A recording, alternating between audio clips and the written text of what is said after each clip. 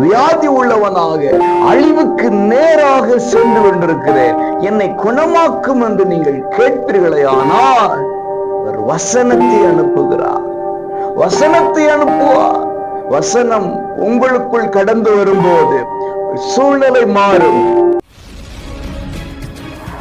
பிரியமானவர்களே, கர்த்தர் இயேசு கிறிஸ்து உங்களை ஆசீர்வதிப்பாருங்க.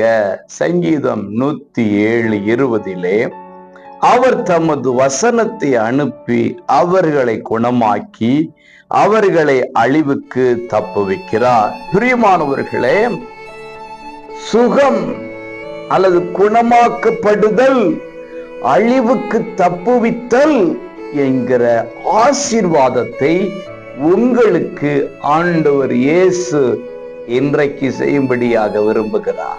வியாதி உள்ளவனாக அழிவுக்கு நேராக சென்று கொண்டிருக்கிறேன், என்னை குணமாக்கும் என்று நீங்கள் கேட்பீர்களே, ஆனால் அவர் வசனத்தை அனுப்புகிறார். வசனத்தை அனுப்புவார். வசனம் உங்களுக்குள் கடந்து வரும்போது சூழ்நிலை மாறும். உங்கள் சரீரத்தின் பலவீனங்கள் மாறும். குணம் உண்டாகும். சரீரத்திலே குணம் உண்டாகும். ஆத்மாவிலே குணம் உண்டாகும். அழிவு நின்று கர்த்தர் தப்புவிப்பார். 2 வகையான ஆசீர்வாதம் வசனத்தின் மூலம் சத்தத்தை கேட்கிற உங்களுக்கு உண்டாகிறது. 1, கர்த்தர் உங்களை குணப்படுத்துகிறார்.